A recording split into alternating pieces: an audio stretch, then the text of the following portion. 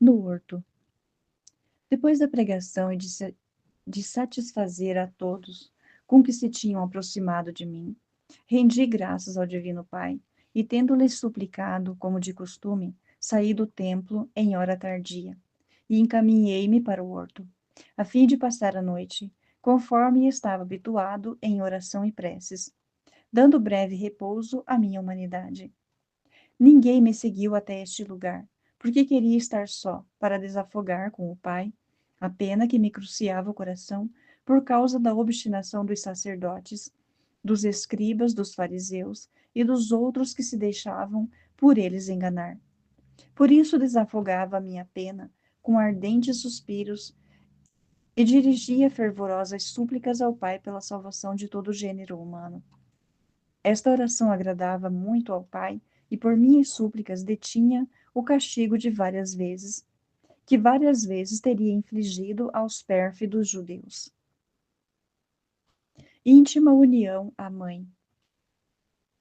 Deve saber, esposa minha, que durante todo o tempo que estive em Jerusalém para pregar e ensinar a multidão, jamais me esqueci da querida mãe, que estava na solidão, rezando e orando continuamente pela conversão dos corações duros e obstinados, porque de tudo tinha conhecimento e em tudo e em espírito tudo via e ouvia. Suas vozes amorosas penetravam sem cessar em meu coração, e era muito consolado por ela. Também eu lhe falava seguidamente ao coração, consolava e animava a prosseguir na oração em prol do gênero humano. Havia muito tempo que estava longe dela, e por isso ansiava ela por rever-me com os olhos corporais, e se bem que pudesse fazê-lo sem partir de Jerusalém. Não obstante, fui de manhã cedo ao templo para fazer a minha habitual pregação. Depois parti para Nazaré, querendo de novo encontrá-la e consolá-la com a minha presença. Por isso, de dia, pedi licença ao Pai, porque não fazia coisa alguma sem o seu beneplácito, conforme sempre fizera. Mas naquela vez de modo particular, pois estando eu inteiramente empenhado em procurar a sua glória e não mais sujeito à mãe, como até os 30 anos, queria o Pai que estivesse sujeito a ele só, agindo como verdadeiro filho que era. O pai deu-me licença e eu lhe agradeci. Nesta ocasião, roguei-lhe por todos os meus irmãos, a fim de que ele lhes desse tanta graça que pudessem se mostrar a minha imitação, em tudo e por tudo sujeitos à sua vontade, mesmo naquelas coisas que razoavelmente pareciam convenientes e que lhes infundisse a luz para conhecerem que, se bem que alguns desejavam aplicar-se no que toca ao seu serviço e à sua glória, devem, todavia, encontrar tempo para consolar os necessitados e, dedicando-se à procura da salvação do próximo e à consolação dos outros, devem também, e muito mais, lembrar-se da salvação dos parentes e consolá-los nas aflições, sem que sofram detrimento os demais, porque pela graça divina é possível a criatura proporcionar a todos alívio e consolo. O Pai prometeu-me conceder aos meus irmãos a mencionada graça, especialmente aqueles que a imitação minha aprendem tal tarefa.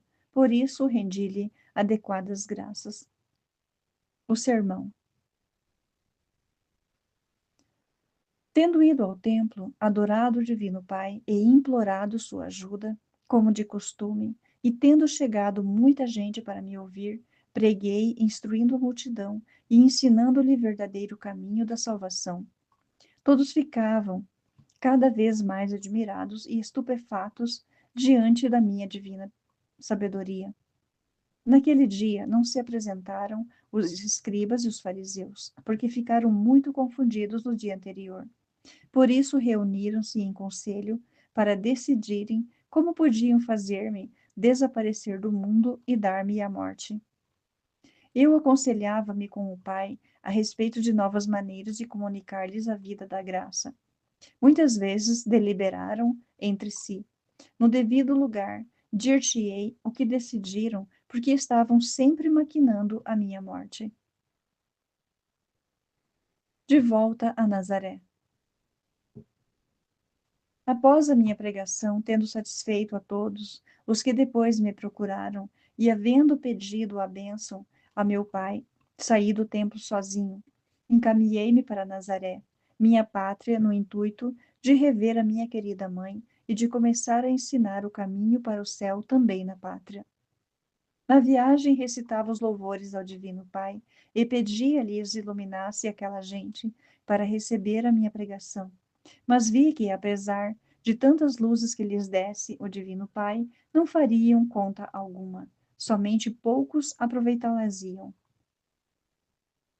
A fama de minha pregação, dos prodígios e dos milagres que realizava em Jerusalém, já se divulgara em Nazaré. Mas, como me tinham por homem simples e ignorante, não deram fé. E o demônio que me perseguia com todo o seu poder, insuflou-lhes à mente muitas coisas contrárias, falsidades e suspeitas acerca de minha doutrina. Tive grande aflição ao verificar que meus próprios compatriotas haveriam de me caluniar e desprezar. Contudo, concebi o propósito de lhes levar à salvação da alma, pregar e fazer-lhes conhecer a verdade de minha doutrina. Tinha enorme desejo de lhes ser útil. Pedi ao Pai concedesse a meus irmãos o anelo de serem úteis à salvação do próximo e a força de fazerem todo o possível em prol da salvação daqueles que não querem ser iluminados, a fim de que jamais se puderem excusar de não haver encontrado quem lhes ensinasse o caminho do céu. Fizessem isto mesmo sabendo que não seriam bem aceitos, nem apreciados. O Pai prometeu me dar esta graça aos meus irmãos que se empenham em tal tarefa. Os verdadeiros e falsos irmãos. Sabe, esposa minha, que chamava a todos de meus irmãos, mas havia distinção entre os verdadeiros e os falsos, pois aqueles que se desviam de meus ensinamentos e não querem seguir-me e imitar-me não são verdadeiros irmãos. Não obstante, tendo-me encarnado, revestido dos andrajos mortais, e me tornado semelhante a eles, considerava a todos irmãos, pedindo ao Pai as graças, em geral, sem executar nenhum. Quando depois pedia as graças particulares, isto é, como ajudar as almas, converter os infiéis, reconduzir os pecadores à penitência, julgava aqueles para os quais invocava as ditas graças como verdadeiros irmãos, porque imitar-me-iam e cumpririam a vontade de meu Pai. Não deixava, porém, de considerar meus irmãos, também os outros, apesar de pecadores, porque tomara sua condição, assumindo todas as suas culpas, para oferecer ao Pai superabundante satisfação, disposto a pagar-lhes o débito e satisfazer por todos.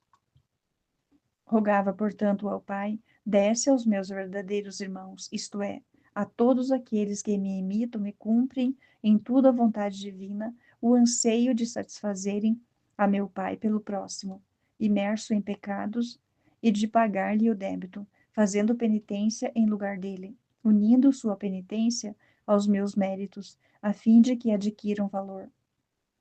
Meu Pai o aceita de boa vontade, por ser de tal ato muito de seu agrado. Roguei-lhe com grande instância, tanto mais que alcance grande mérito quem o faz de boa vontade. Muitas vezes meu Pai nisto tanto se compraz que inclina benignamente a divina misericórdia para o pecador, que se arrepende e converte, em virtude daquela penitência unida aos meus méritos. O Pai prometeu-me esta graça.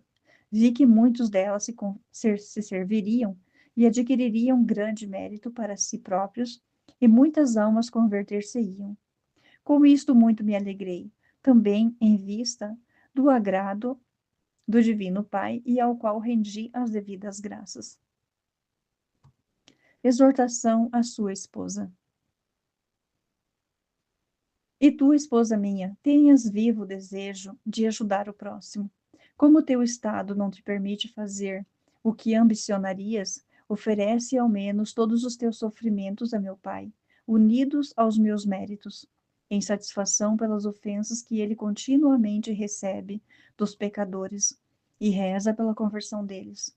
Assim darás muito gosto ao meu Pai e adquirirás grande mérito para a tua alma.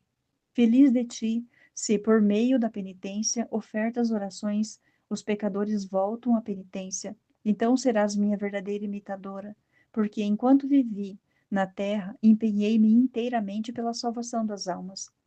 Podes bem imitar-me no íntimo, dirigindo contínuas súplicas ao Pai, oferecendo-lhe incessantemente as minhas obras, meus méritos, minha paixão, e juntamente a esta, as tuas obras meritórias pelo mesmo fim.